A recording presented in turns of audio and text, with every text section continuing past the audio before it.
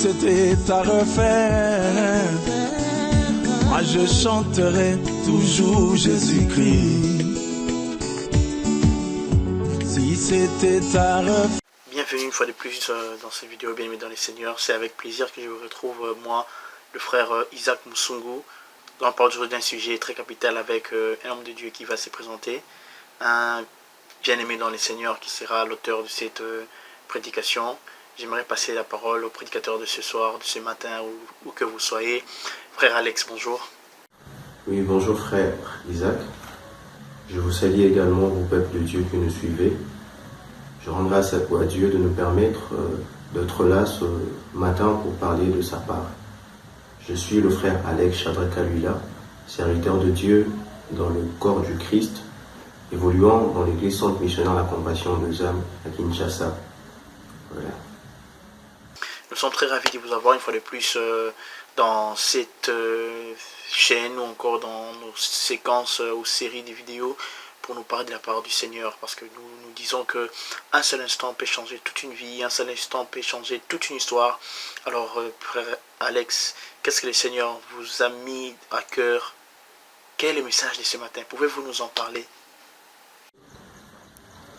Ce matin, le thème que nous nous proposons, c'est un thème qui a beaucoup d'importance pour l'Église. Vous savez, quand Jésus était dans ce monde, il a eu plusieurs temps pour parler sur le royaume de Dieu.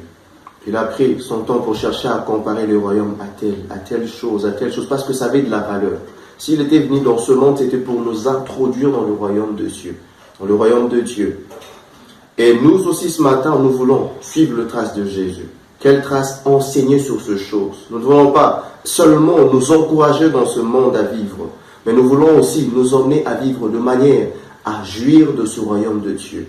Qu'il dit, le royaume de Dieu est parmi vous. Luc le chapitre 17, verset 21, ce qui est notre thème de ce matin. Pourquoi nous parlons de cela? Parce que Jésus nous a poussé à parler de ces choses. Lorsqu'on a tué Jean-Baptiste, vous allez voir dans le livre de Matthieu, le chapitre 4, verset 17, on dit, dès ce moment, Jésus commença à prêcher et à dire, repentez-vous car le royaume de Dieu est proche. Le royaume de Dieu est proche. Ça nous intrigue un peu. Mais pourquoi le royaume de Dieu? Pourquoi seulement après la mort de Jean? Parce que s'il est venu dans ce monde pour nous réconcilier avec le Père, c'était afin que nous puissions jouir de ce royaume, en fait. Parce qu'avant qu'il ne s'en aille, il a dit une chose dans Jean 14, que je m'en vais, mais là où il est allé nous préparer une place. Nous devons aller vivre avec lui, dans ce repos, dans ce royaume qui n'est pas de ce monde. Mais ce royaume, qu'est-ce qu'il a voulu nous enseigner vraiment quand il parlait du royaume de Dieu? Dans le livre de Matthieu 13, vous verrez qu'il a fait plusieurs comparaisons pour essayer d'expliquer et éclairer l'opinion sur le royaume de Dieu. Mais j'ai retenu quelques points qui nous sont importants ce matin pour comprendre ces choses. Okay, premièrement, le royaume de Dieu, c'est comme un bien qui excite la jalousie de l'ennemi. De sorte que l'ennemi ne veut pas qu'on puisse jouir de cela.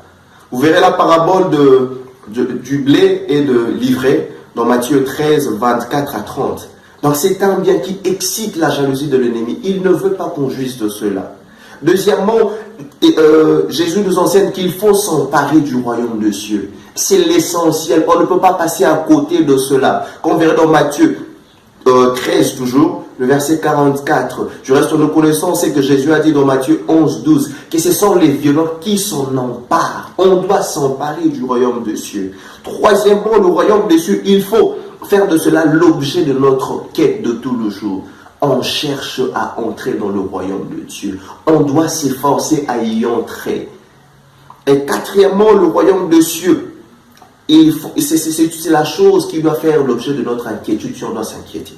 Pour ce qui est de ce monde, on ne doit pas s'inquiéter. Mais pour le royaume de Dieu, on doit s'inquiéter. On doit vivre pour cela. Est-ce que je suis prêt? Est-ce que le Seigneur m'agrée pour que je demeure dans son royaume? Est-ce que le Père m'agrée autant pour régner dans ma vie et manifester sa vie? On doit s'inquiéter pour ces choses. Comme il est dit dans Matthieu, le chapitre 6, le verset 33 et 34, c'est que pour la nourriture, pour les choses de ce monde, on ne s'inquiète pas. Mais pour le royaume de Dieu et la justice qu'on doit chercher à imprimer, ça vaut la peine de s'inquiéter. Parce que c'est ce qui est essentiel pour l'homme.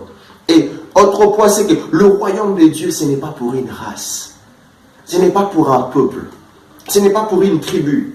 Ce n'est pas pour le blanc, ce n'est pas pour le noir. Le royaume des cieux, c'est pour quiconque croit au Seigneur Jésus-Christ.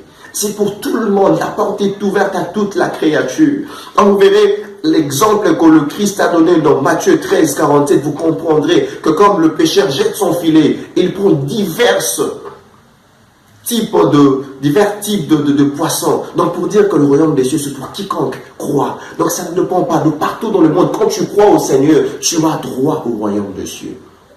Et encore une chose, c'est que le royaume des cieux implique d'une part le salut, la justification, de l'autre part la condamnation, le jugement de Dieu.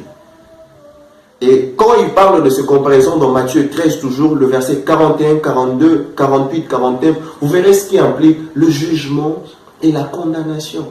Parce que quand on prend le divers espèces ou types de poissons, c'est qu'on va séparer ce qui est bon et ce qui est mauvais. Quand on voit le blé est livré, on va séparer ce qui est bon et ce qui est mauvais. Donc le jugement sera là et le salut sera pour les autres. Mais la question que nous avons ce matin, le royaume des cieux est parmi nous.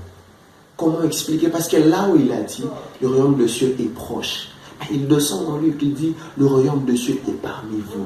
Le royaume de Dieu bien-aimé est grand quand on peut considérer cela dans sa gloire à venir. Mais Jésus a voulu nous enseigner une chose quand il dit que le royaume de Dieu est parmi nous. C'est que ce n'est pas une réalité que future, mais c'est aussi une réalité présente. Ce qui était le problème pour les pharisiens, ils n'ont pas simplement compris que le royaume de Dieu se définissait par rapport à la présence de Jésus. Le royaume de Dieu se définissait par rapport à la personne de Jésus dans la vie de quelqu'un. Mais ils avaient Jésus dans le monde, mais ils n'avaient pas Jésus dans leur vie. C'est pourquoi ils s'inquiétaient. Quand cela viendra-t-il? Oh, Jésus a voulu nous corriger sur ces points. Ça ne viendra pas seulement, c'est que c'est au milieu de vous. Mais les pharisiens n'ont pas compris. J'aime ce que la Bible enseigne dans Éphésiens 2, 19. C'est que nous qui avons cru au Seigneur, nous ne sommes plus étrangers à la vie de Dieu. Nous ne sommes plus de gens du dehors. Nous sommes maintenant devenus de concitoyens de saints, de gens de la maison de Dieu, concitoyens dans la cité de Dieu. Nous vivons dans la patrie du Seigneur, dans le royaume de Dieu. Mais aujourd'hui, si on ne voit pas ces règnes de Dieu ou ce royaume de Dieu manifesté à l'éclat, comme Jésus l'a dit, ça ne vient pas de manière à frapper. Ça ne vient pas de manière à frapper l'œil. Pourquoi? Parce que c'est en l'homme qui est en relation avec le Seigneur. Alors, bientôt, quand le Seigneur notre Dieu aura précipité l'accusateur de nos frères, quand il aura jugé celle qui corrompt le monde par sa prostitution, lorsqu'il leur redemandera le sang de ses serviteurs, en ce temps-là, nous verrons là le règne de Dieu, le royaume de Dieu, avec toute sa gloire. Mais c'est ça, en fait, le royaume de Dieu. C'est que ce n'est pas qu'une réalité qui vient, c'est une réalité qui est présente. Quand je donne ma vie au Seigneur, j'ai vu le royaume de Dieu en moi. J'ai vu le règne de Dieu en moi. Quand je m'en vais pour conclure ici, j'aimerais nous dire et j'aimerais prier que le règne de Dieu demeure dans notre vie. Que le règne de Dieu demeure dans votre vie où vous êtes. Que le règne de Dieu ne passe pas. Bien-aimé dans le Seigneur, c'est Jésus qui n'a point connu le péché, que le Père a fait pécher pour que vous deveniez en lui justice de Dieu. Que je vous proclame ce matin et je prie qu'il demeure avec vous au nom de Jésus. C'est notre part ce matin. Que Dieu vous bénisse infiniment pour ce message. Je crois bien que quelqu'un a entendu ce message. Je crois bien que quelqu'un a compris quelque chose. Vous savez, bien aimé, le Seigneur nous parle tantôt d'une manière, tantôt d'une autre. Si tu as entendu ce message, que ce message soit dans ton cœur et que ça produise des fruits qui seront... La Bible dit dans le livre d'Ésaïe, si vous êtes docile et si vous êtes obéissant, vous mangerez la meilleure production ou les meilleures productions du pays.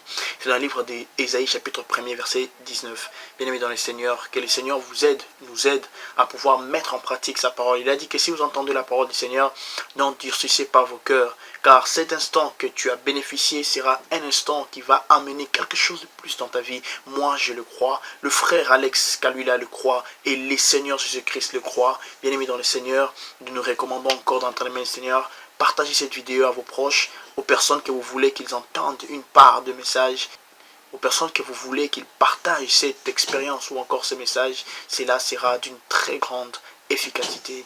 Que Dieu vous bénisse. Père Père éternel, Dieu Tout-Puissant, nous te bénissons, te rendons grâce et gloire. Merci pour le message que tu nous as donné à travers l'homme de Dieu.